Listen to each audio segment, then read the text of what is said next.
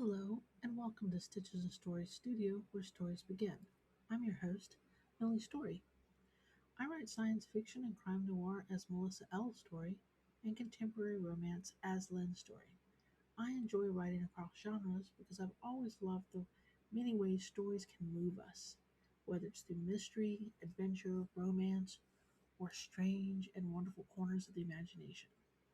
It's amazing to me that my books have been downloaded in 52 countries so far. And this podcast, which I started back in January of 2026, has been downloaded in 33 states and 21 countries. So thank each and every one of you. It still is a wonderful reminder of how far stories can travel once they leave our little writing desks and head out into the world.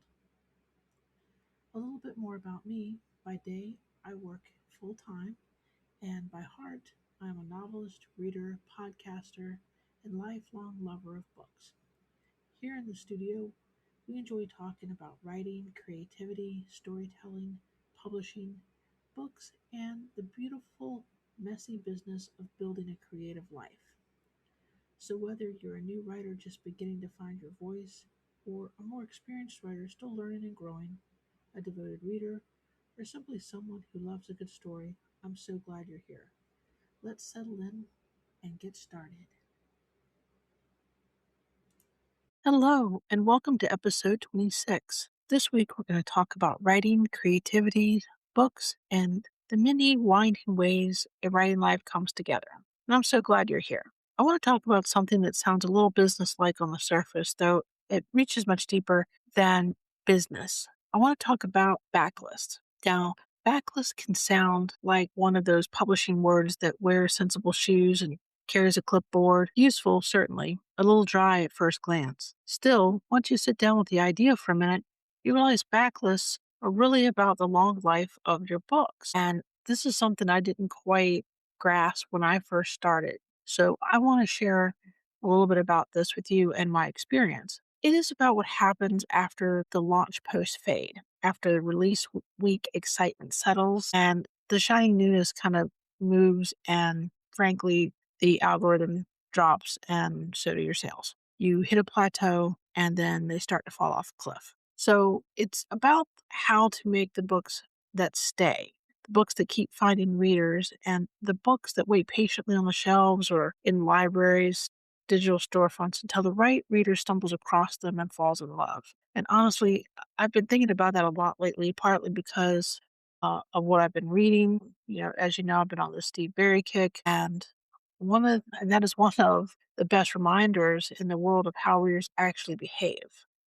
You find one book and you enjoy it, and suddenly you want another and another. And then you begin peeking around in the author's catalog like you've wandered into some mysterious antique shop and discovered there's 6 more rooms in the back. So that's the magic of a backlist from the reader's side. A good book opens the doors, and a strong catalog gives that reader somewhere to go next. And this topic feels a little timely because the publishing world has been sending up little signal flares about it lately. And let me just kind of update you on some of that if you haven't heard. Penguin Random House and Ingram Library Services recently launched a print on demand program for selected backlist titles aimed at libraries, which tells you very plainly that older books still have value and are in demand. Spotify also announced in May that it was launching an invite only audiobook creation tool in beta inside Spotify for authors for self published authors, which points to another way existing books may find a fresh life, but in audio.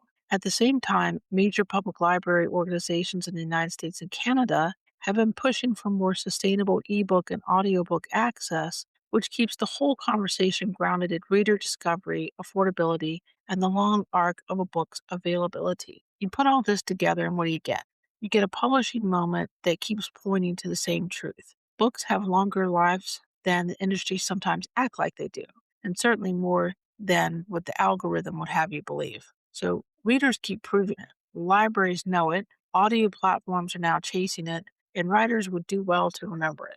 So today I want to talk to you about why backlist matters more than ever. And I want to talk about what it means for readers, for established writers, and especially for the newer writers who may be thinking, well, that all sounds lovely, and I only have one book or no books at this point. Maybe you haven't published your first book yet, or you have a half finished draft in a folder full of misplaced hope.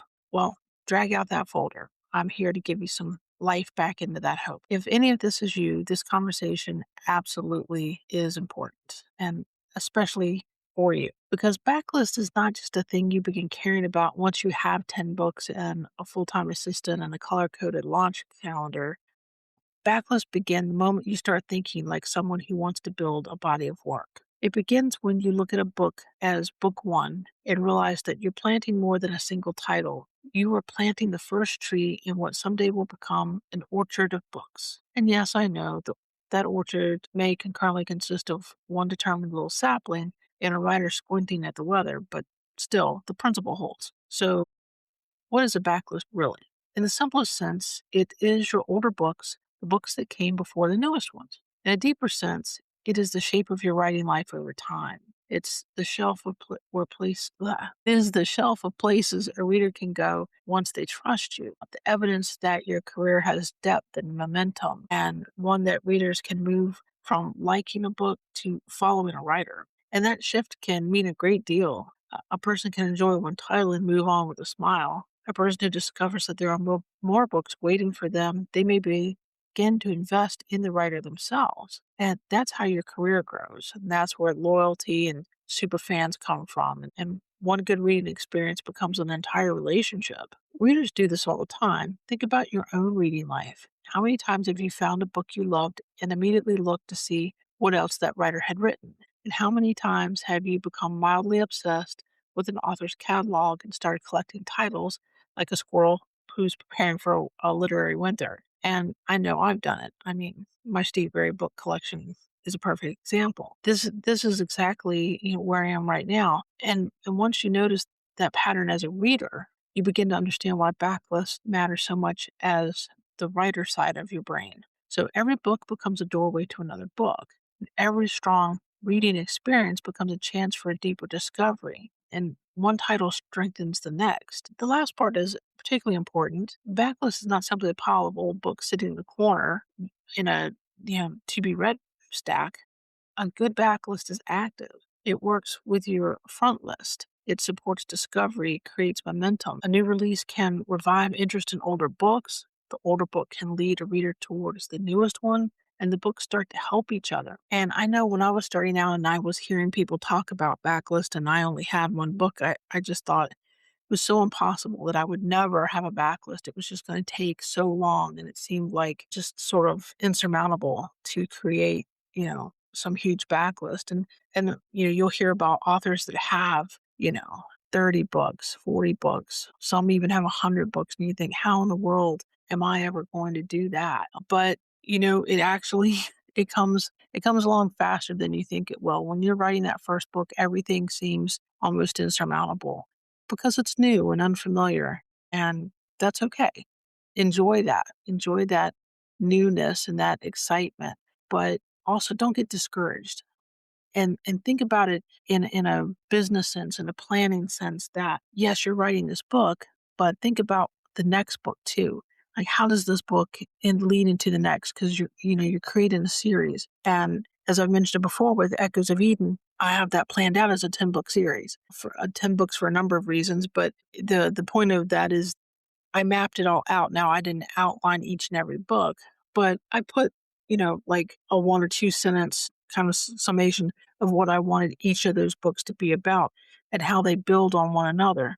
And, you're familiar with cliffhangers, and, sometimes readers can kind of get annoyed with cliffhangers, but if you do it right, it's not so much a cliffhanger as it's a breadcrumb to the next book. And so, you know, book one ends in a certain place and book two will pick up somewhere, most of the time chronologically, somewhere along the timeline of the story.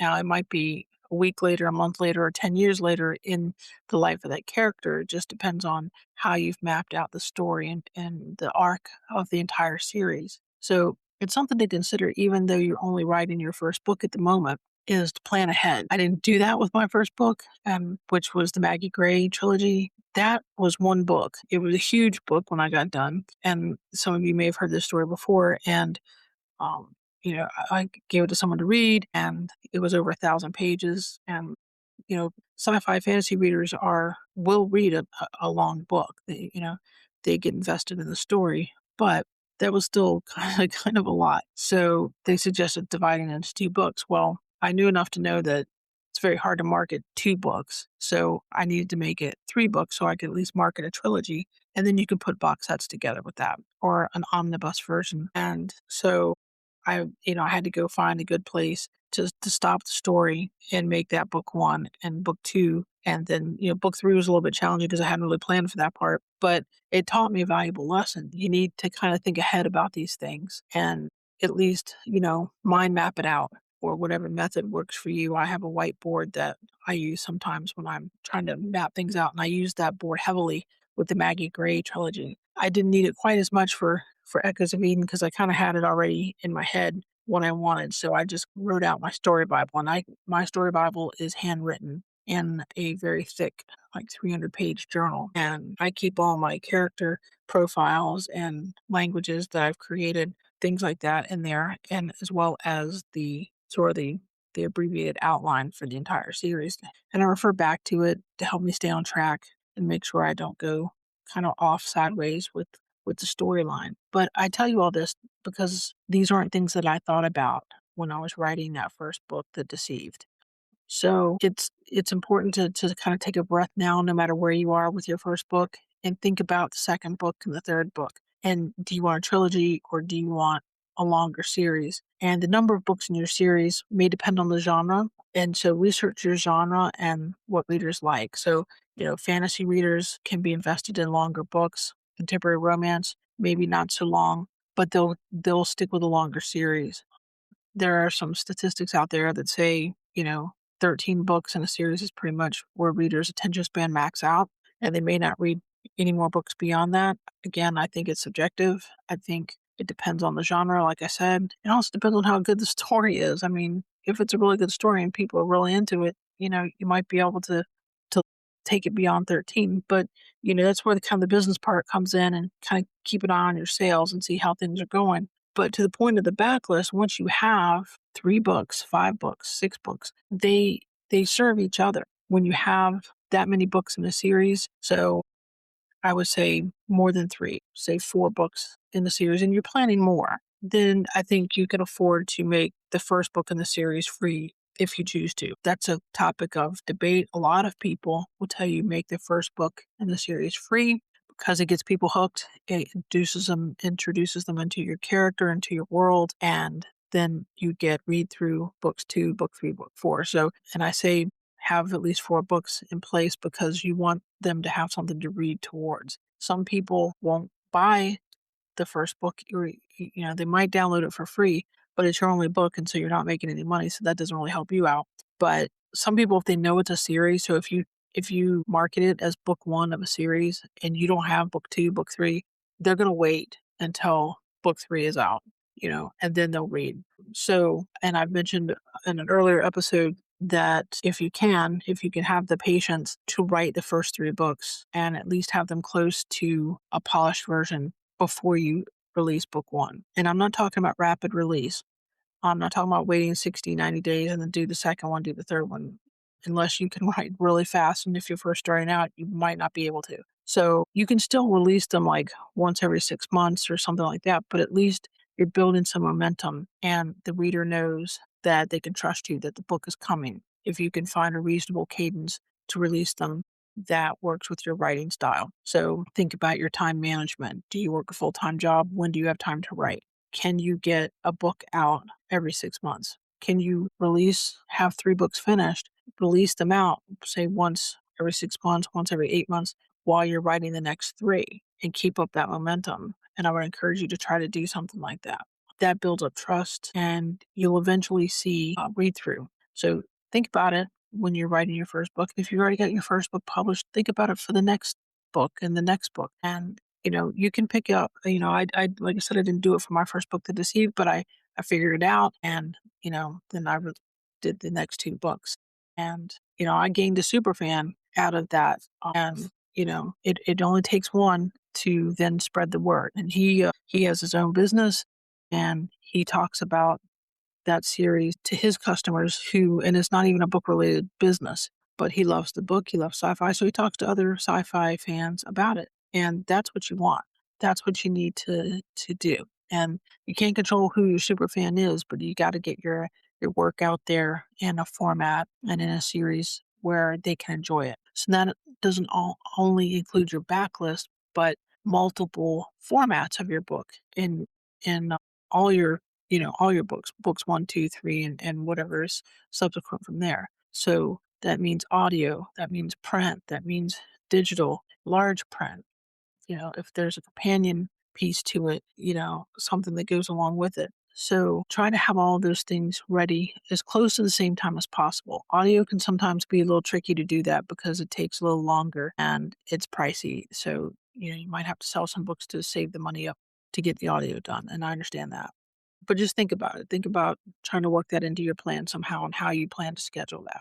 Fans will still buy the ebook. That's fine. They're going to do that. So but just try to do the best that you can to get all the formats together and do that. And you're going to have to do that for every book. So again, think about that when you're thinking about your release time frame of all the formats that are going to have to be put together, which means you have to have ISBN numbers for each one of those formats. So you can choose to purchase them or you can choose to have them assigned if you're going to have the book on a website like Amazon or through Drafted Digital. They can assign free ISBNs. Problem is, those are their ISBNs, not yours. So if you're planning on selling the book through your own website, you're going to need your own ISBN. So just something to think about. So this is a reason why series matter so much. And this is why I like to bring new writers into the conversation so early because, I was there behind the eight ball and not thinking series, but just thinking, great American novel when I wrote my first book. So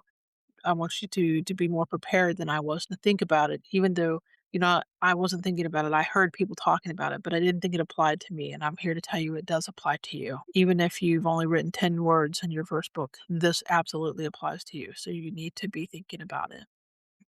It's easy to think only in terms of finishing book one. And that makes perfect sense, of course. It Doing one book is a heroic and brave undertaking, and a writer who's wrestled with a manuscript and fought it into existence has every right to sit on the porch with a cold drink and stare, off into the middle distance for a while. But there is real value in looking beyond book one early on in the process. And, maybe you don't want to map out a 12 book series, but I would give us some thought as to how many books in the series, how much of the story do you have in you to share. And if you only have 3 books, make it a trilogy and move on to the next project. That's perfectly fine. But it just means giving some thought to the kind of reading path that you wanna create for your readers. And, series are so powerful for a very simple reason. They make the next step easy for the reader. A reader who enjoys one installment already knows there's gonna be a next one. They already trust the world and the tone, the emotional experience they're gonna have from the book, and the kind of storytelling promise that you make. There's a familiarity that you have and that you build comfort with that reader. And that in turn builds momentum. And think about like a mystery reader who happily follows the same detective from case to case or romance readers who return to the same small town or family or group of friends, and the fantasy and sci-fi readers who love the setting in a world that expands over time. Series give readers continuity, and continuity creates attachment. Now, that does not mean every writer must write a series. Some writers thrive on standalones. Some books can be linked by setting, by theme, by emotional atmosphere, or by a recognizable author brand rather than by a recurring plot. Stephen King is a good example of that. He writes standalones all the time. It's just a different marketing strategy, and you just have to be prepared for that, and that's okay. What matters is the reader's experience of discovery. They love one book. Do they find the natural next step? Do they see another doorway nearby to another story? I mean, that's the question I think new authors would do well to ask themselves. What kind of body of work are you beginning to build? What can a reader expect from you? And where might they go after the first book? One answer to these questions can shape smart choices early on, and it can help influence your idea of what to write next, how you set up your branding. It will influence how you talk about your work to other people. And it might influence whether you set a future story in the same universe with related characters or under some other shared thematic umbrella. This is where the backlist becomes less about inventory and more about intention.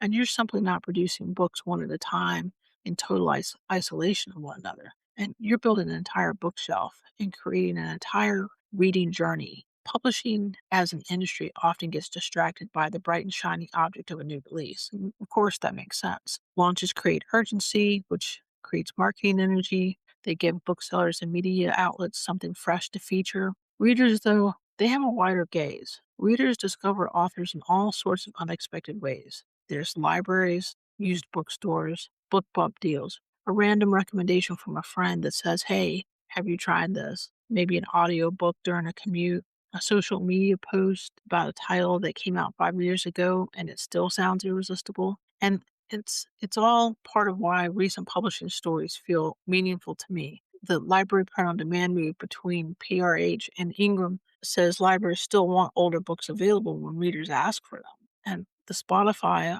audiobook beta says platforms are still seeing opportunity in helping books travel through another format, even after the original release may have passed. The library organizations pressing for more sustainable digital access are saying, in effect, that readers need books to remain reachable beyond that first book of marketplace attention and in more than one format. And all of that should encourage writers, especially the newer writers. A career doesn't depend on one perfect launch or through accumulation, but through persistence, through your body of work, and through the slow strengthening of trust between reader and writer. And I think that point can get lost when you're new and every conversation seems to orbit around debut. And debut carries its own electricity, certainly, and it deserves celebration. A first book is a beautiful thing. At the same time, a debut is also a beginning, and it unfolds later when there are more books behind it or beside it, when readers have somewhere else to go, when your name means more than it just gathered one more piece of work around it. This is one reason why I love the idea of thinking in terms of career author mindset. A career author mindset looks past the immediate moment and asks larger questions. How can I create a durable body of work?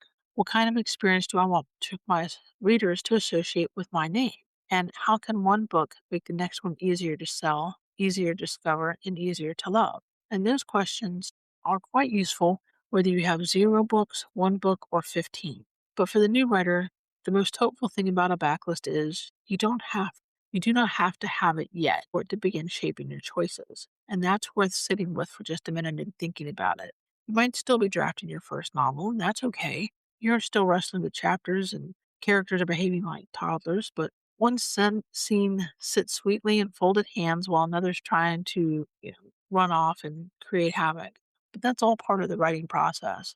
There's the messy middle, and you can begin to think about larger ecosystem. If this book finds readers, what might they want from your next book? Another story in the same world, a similar emotional experience, characters who feel adjacent in some way, a companion novella, or a sequel. Thinking that way does two very practical things. It helps you generate ideas to support one another over time. Second, it helps you build reader trust more intentionally. The reader trust may be the most valuable asset a writer can earn. A trusted writer is someone that a reader will return to, someone they recommend, and someone whose older books still matter because the reader's confidence extends across the catalog. That trust is what makes the backlist powerful. It's simply not about just having one more product, but creating more opportunities. And I think that's also why we as authors, our brand matters. Though I use that phrase gently because brand can make a writer feel like they're supposed to turn themselves into some sort of breakfast cereal. But a useful version of a brand is simply this. What kind of promise does your work make? What kind of reading experience does your name suggest? For some writers, the promise is a fast, intelligent thriller. Others might be a tender and emotional romance, maybe something that's layered science fiction adventure with mystery at its heart. And for others, it's just warmth, wit, and comfort. The clearer that promise becomes, the easier it is for a backlist to do its job.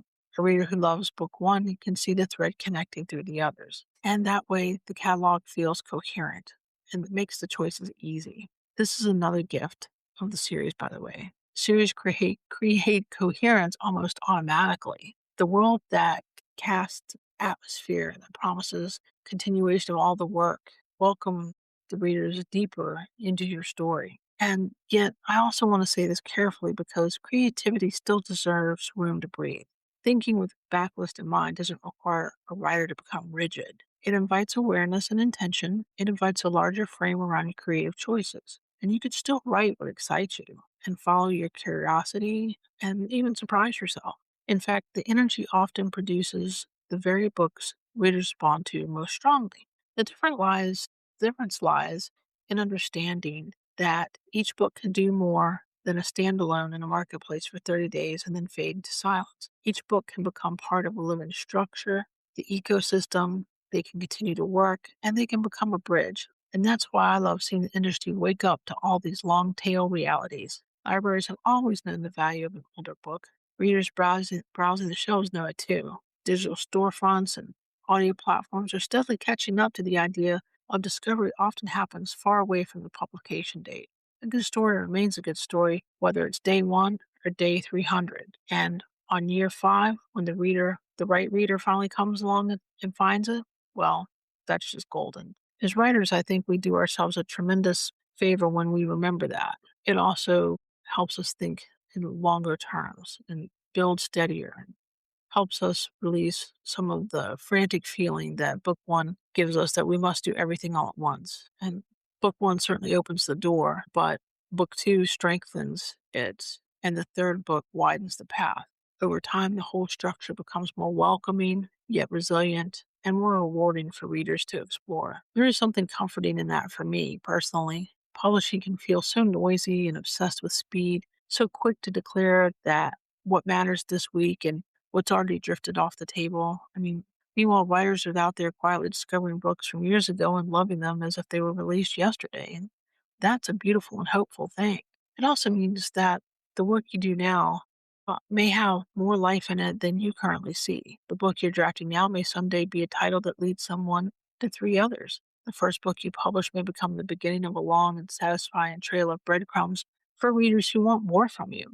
And the series you began almost casually grows into the very thing that the readers know you for. Every established backlist began with book one, and a book two, and then book three, page by page, release by release, and year by year. And there's a lovely steadiness in that thought, and you don't need to possess the whole mountain today, and you're allowed to build it one stone at a time, one book at a time. So perhaps the deeper lesson in all of this around the backlist is really another word for legacy in progress. It is the visible record of your persistence, your imagination, your evolving skill, and your willingness to keep making room on the shelf for stories that you want to tell. And that's the truth of the best-selling thriller writer with a shelf full of paperbacks, or the true romance author building a beloved series, or that debut novelist staring lovingly at one published book and a half-drafted sequel.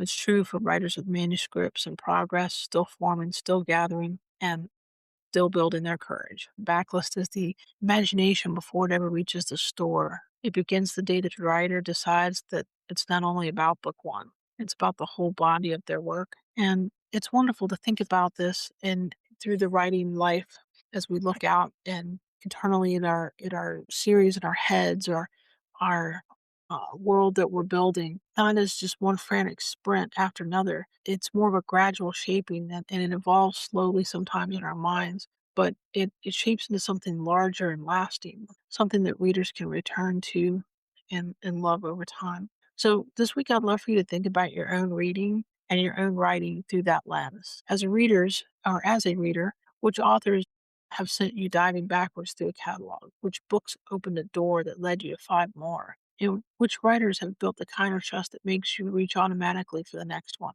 As a writer, whether you're brand new or many books in, what kind of body of work are you building? What trail are you leaving for your readers to find you? And what promise do you want your books to make? Now, I would love to hear your thoughts on that.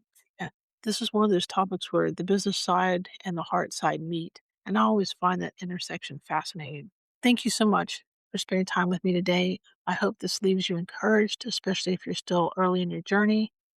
The backlist may sound like something that belongs to later, way later always begin, but later always begins now. It may seem far in the future, but honestly, it's just at the end of the next book.